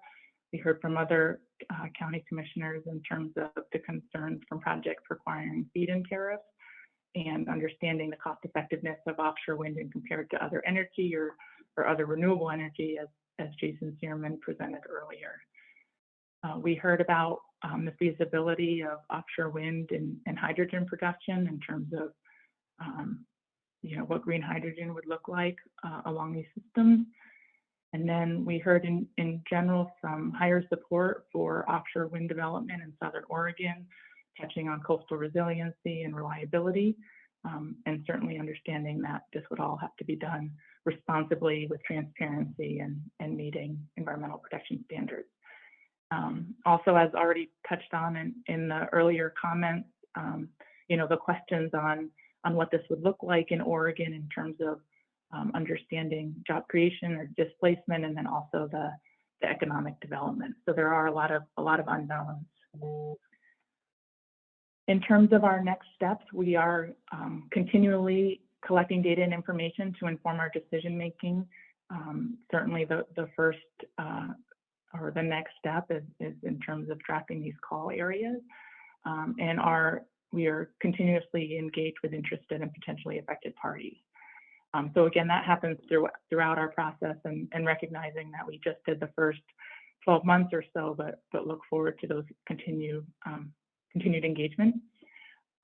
Since the task force meeting last month, we are looking to incorporate any feedback on the data gathering and summary report.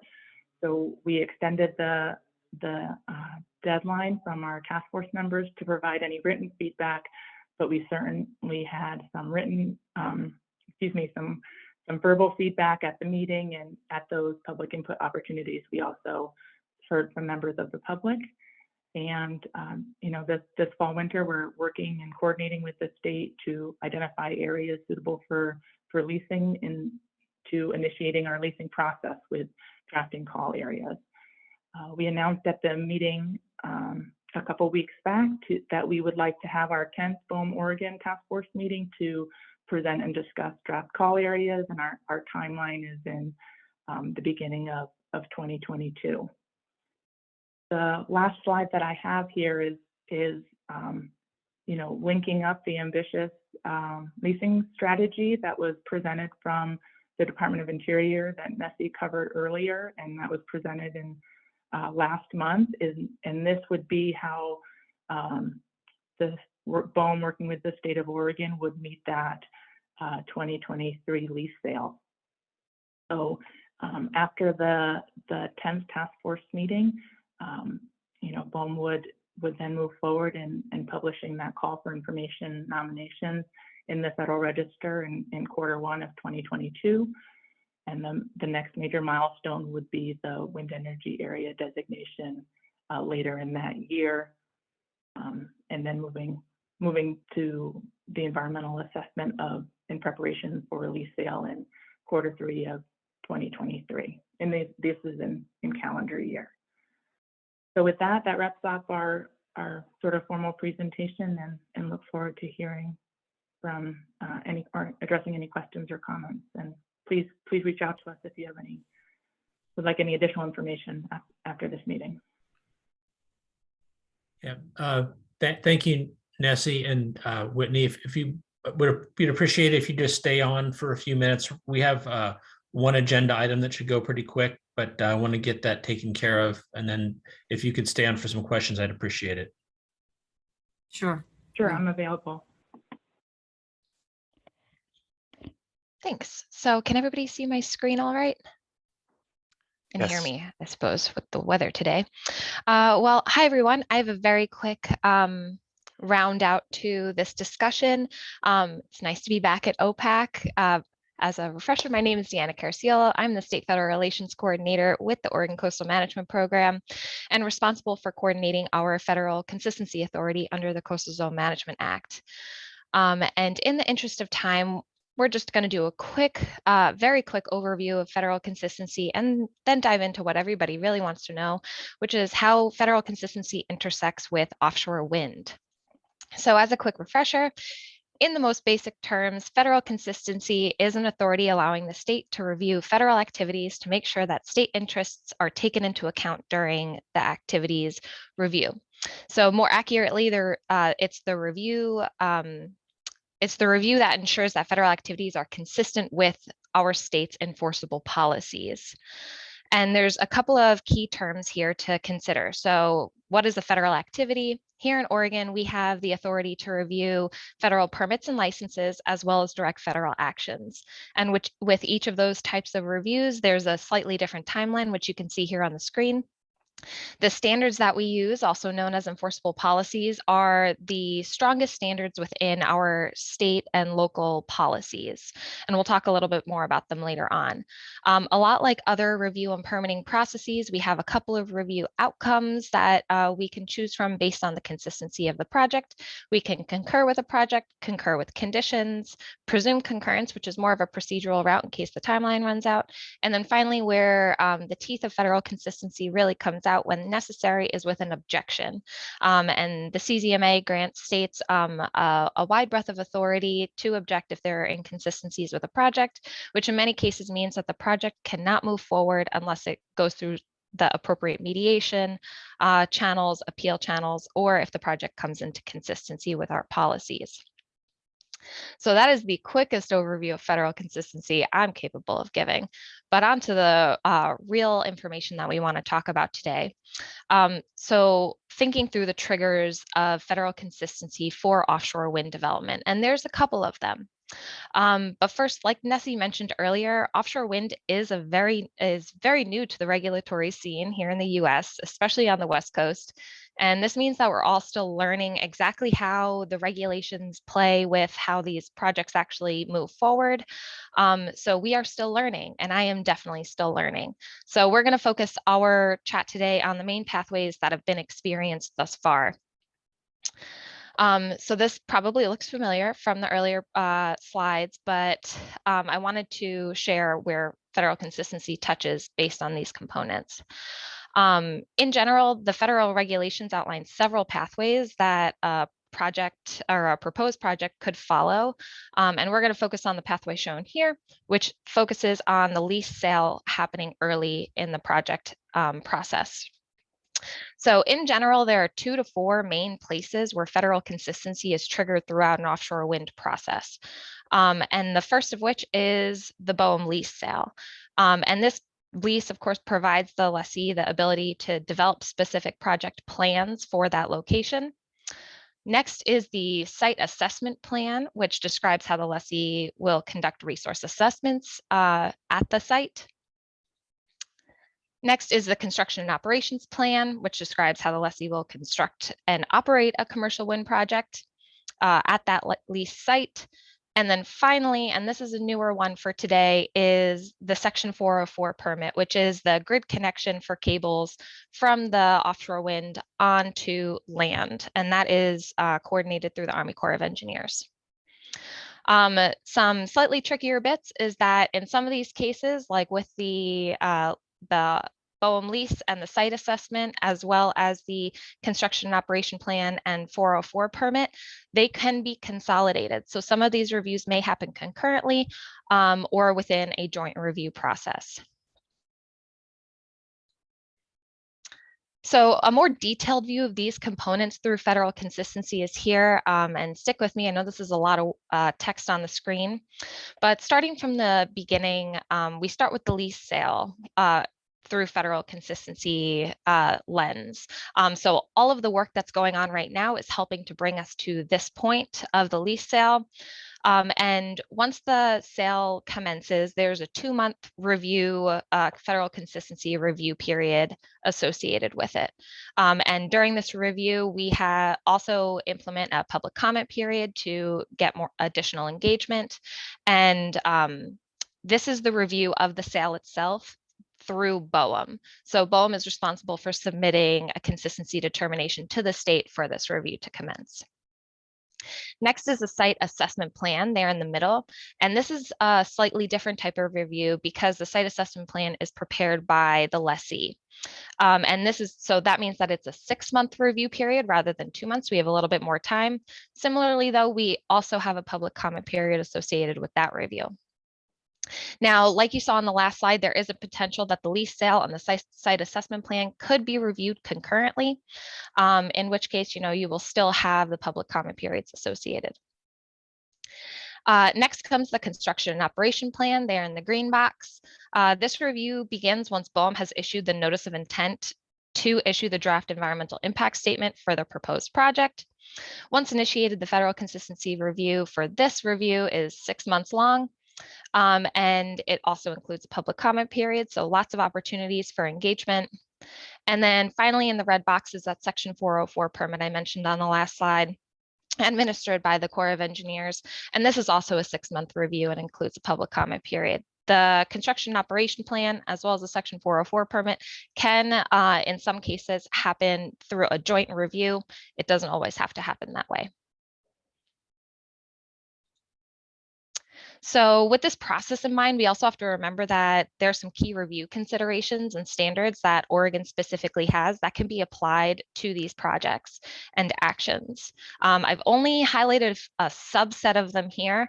As many of you know, Oregon has a very robust catalog of enforceable policies, but something specific to offshore wind we should consider are fish and wildlife standards, especially the ones that don't have associated permits that can be applied more robustly during federal consistency reviews.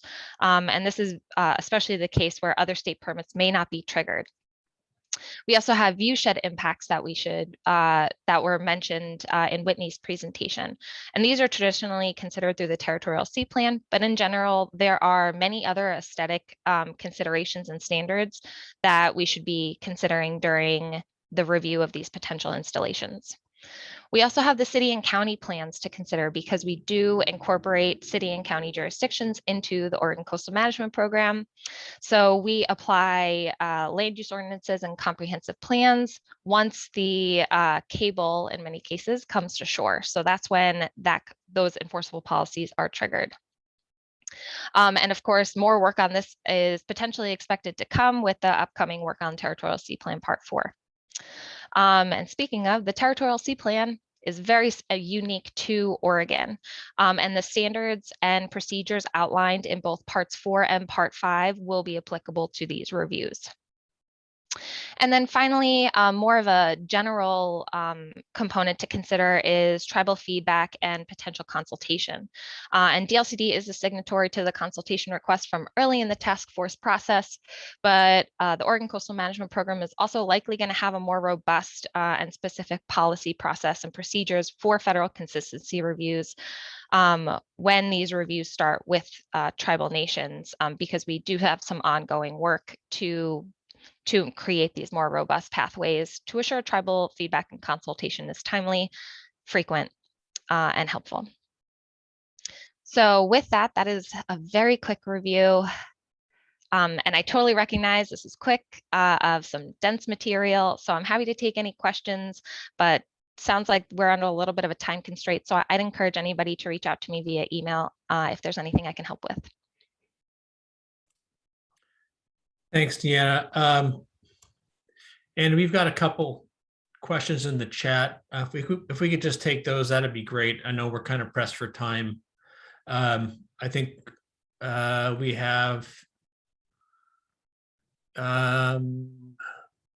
let's go with Susan. That one might take the longest. Can Whitney or Nessie address this question?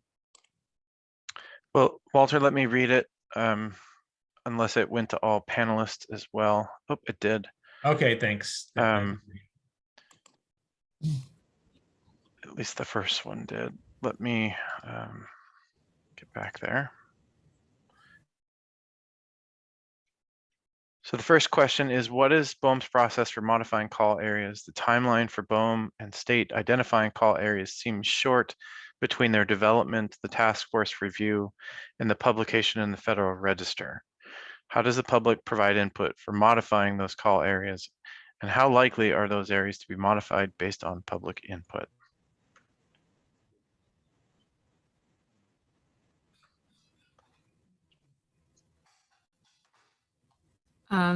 There's several questions there. Now I'll try to start.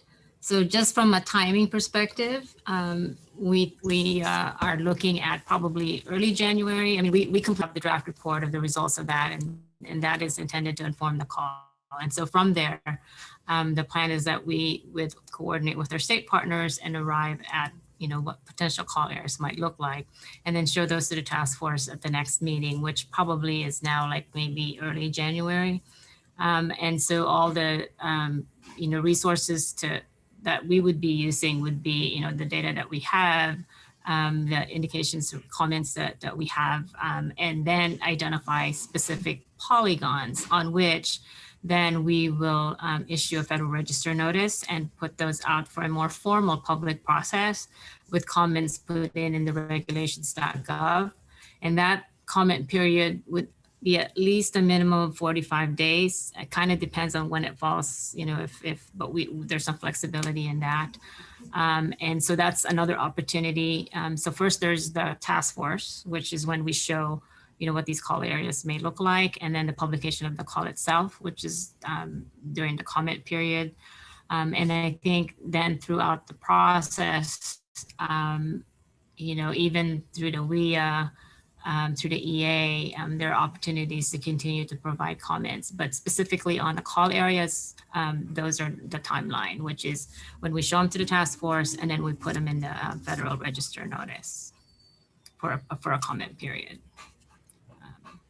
And really, you know, these are not yet lease areas. This is just, you know, we're looking at the whole coast right now. And so now we just want to focus on areas that seem most feasible for leasing. And so it's, it may be larger, and then it will just hopefully get winnowed down when we get to the final lease areas, if that is appropriate, based on the information that we get as we move along in the process.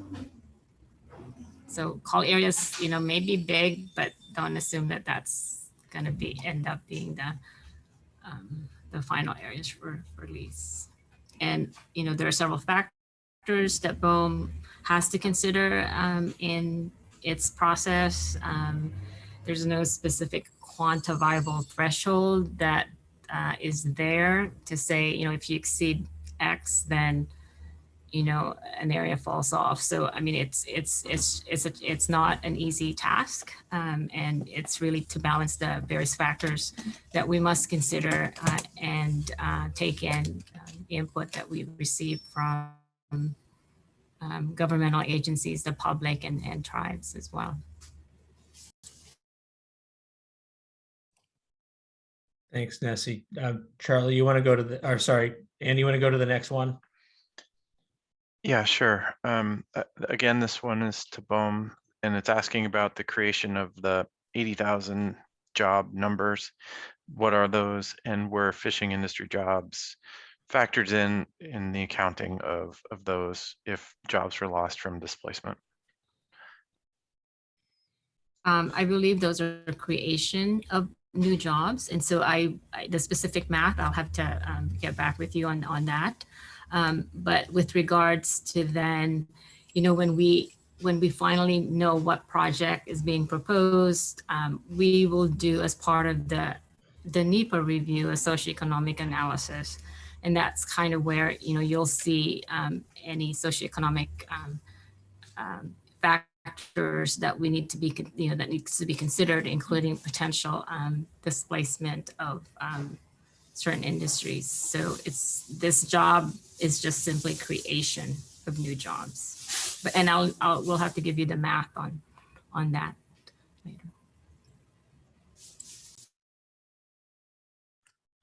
All right, thanks. Are there any more questions for Nessie or Deanna?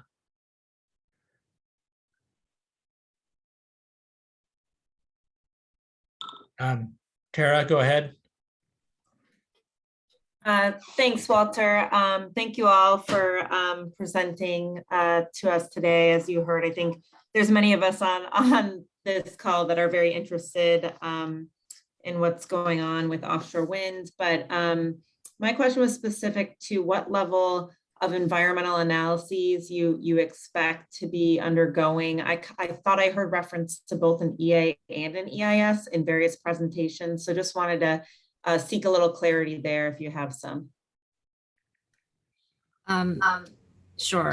It's really pursuant to the proposed action, right? So, and the anticipated actions resulting from, or the activities resulting from that action. So the first one is towards lease issuance. And because the lessee cannot construct, the NEPA will really look at what it can do if it had a lease, which is simply to submit plans to do site assessment and site characterization. So typically, Boem's practice has been to do an EA for lease issuance. And then when there is a construction and operations plan where we have the more detailed information on the project itself, that is an environmental impact statement under NEPA.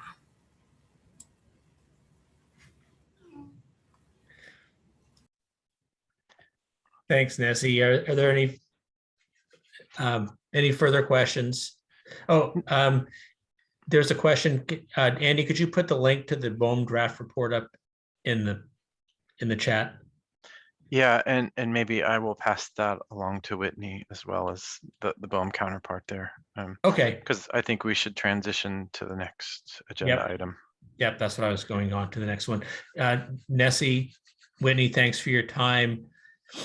Deanna, it was good to see you back at OPAC, and let's move on to part 4. Thank you. Thank you.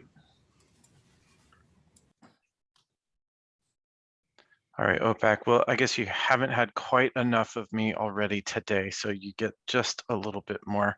Hope you can bear it. So I'm going to cover part 4 and our agency's thinking about our part 4 work, especially as it has been influenced by the passage of House Bill 2603. And just to remind everybody, the submarine cables and utilities that cross Oregon's territorial sea are one of the beneficial uses. The ship that you can see up at the top is a schematic of a cable maintenance ship with thrusters on each side of its fore and aft. So there's a lot that goes into cable maintenance, potential repair. And that's something that the state of Oregon has viewed as one of the benefits it gets from landing cables on our seashore. So House Bill 2603 provided legislative direction to my agency as well as to the Department of State Lands to take action in the conduct of a study for undersea cables, both in the permitting and consultation that the state would go through with relevant local tribal governments. And they have asked us to complete that study and then provide the results of it back to you, the Ocean Policy Advisory Council. The cables that you can see on the map on the left represent, I believe, the 12 existing cables that land on Oregon shores currently. There may be another in consideration in the near future. And depending upon the status of when we make amendments to Part 4, that may or may not be covered in the amended version of Part 4.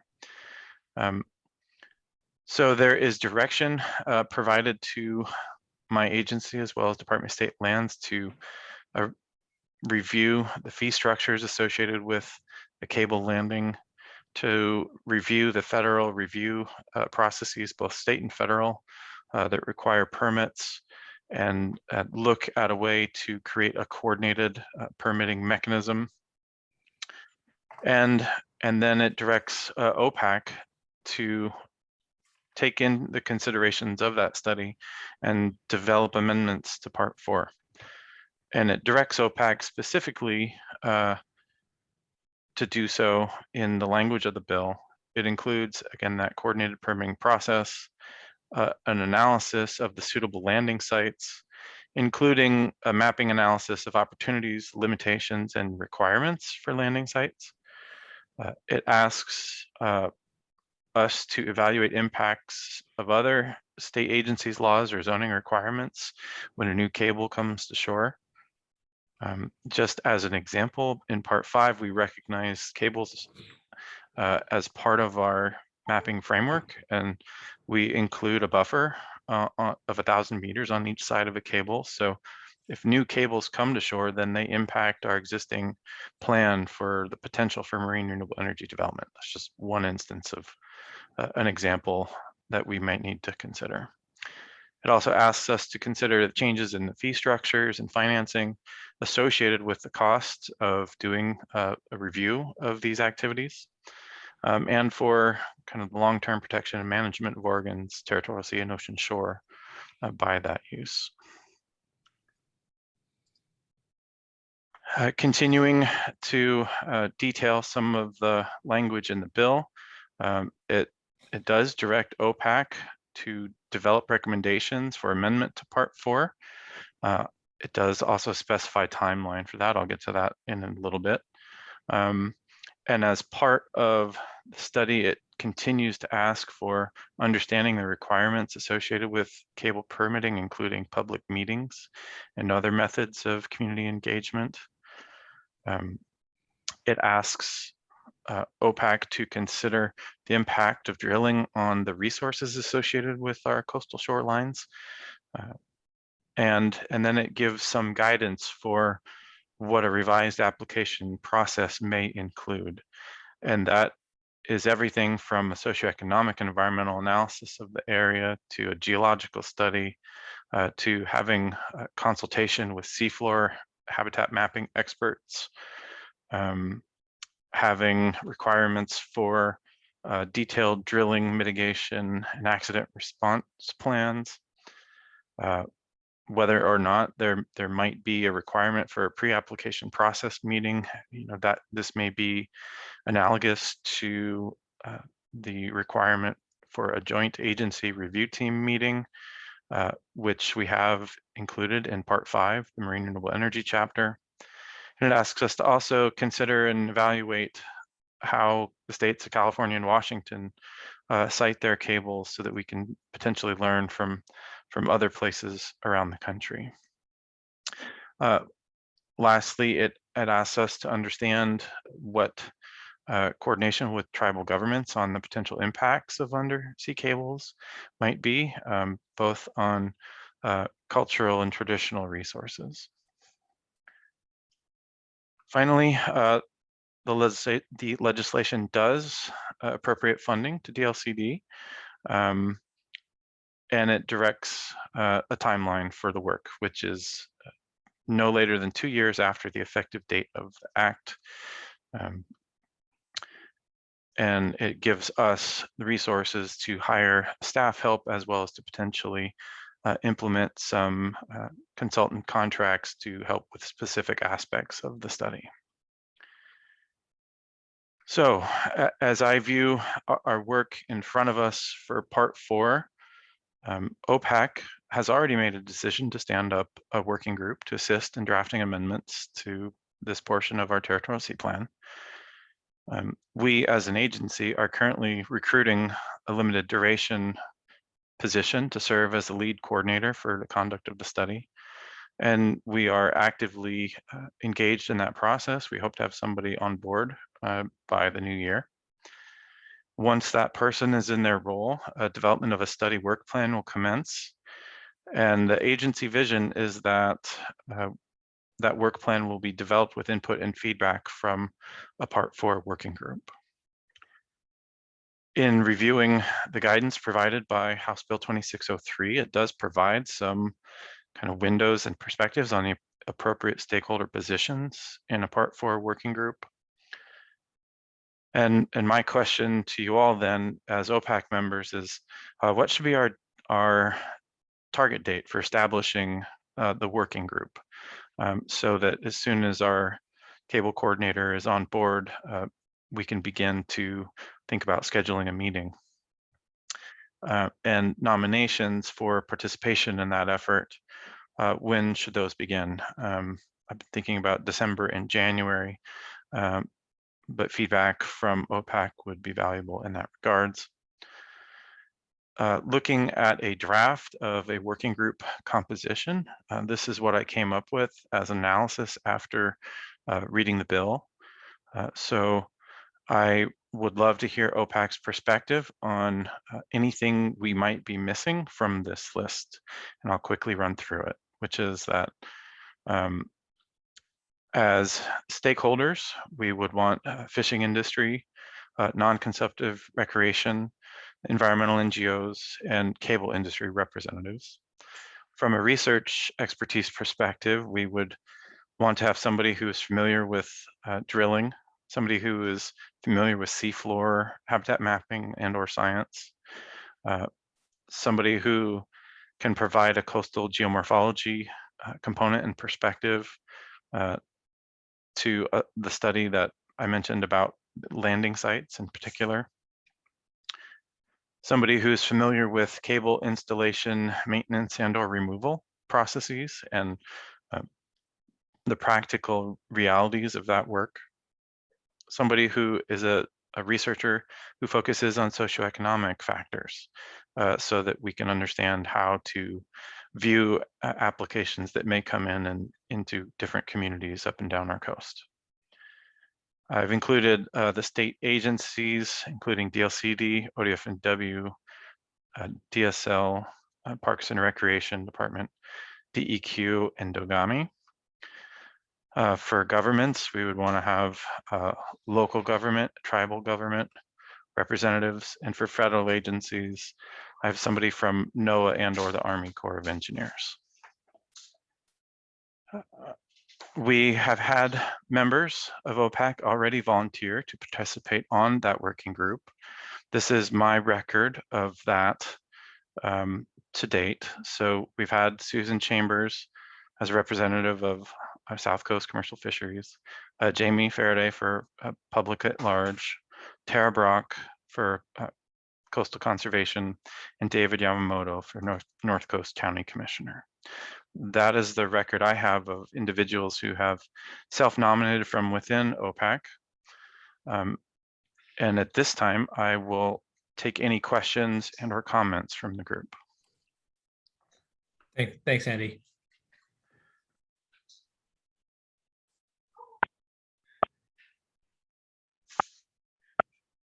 I do have one question as far as OPAC members being on the work group, Andy.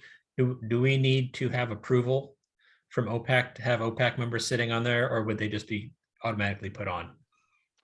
OPAC members who volunteer can be automatically added to the work group, whereas non-OPAC members do need to be vetted by OPAC. Okay, thank you. Margaret? I just wanted to ask if I could attend the meetings, even if I don't participate as a working group member. Yes, these will be open and public meetings that are a part of, a Territory C plan amendment process. And so we will allow attendees, and as an OPAC member, you would always be welcome to join.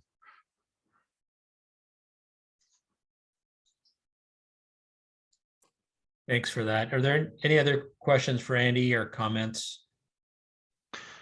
Walter, recognizing the time is short, Yeah. I might make a suggestion that I would be willing to accept comments on the working group formation from OPAC members. Okay. Yeah. After the meeting. Okay. I saw Susan raise her hand, but if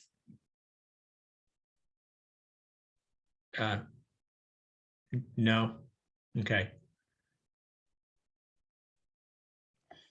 Thanks, Andy. I'm not seeing any other hands raised, and we are over time. So I'll just do a quick wrap up. Thank everybody for their participation. I think we did some good work taking care of Territorial C Plan Part 3. I think we've handed it off to the new members and the new executive committee in good shape.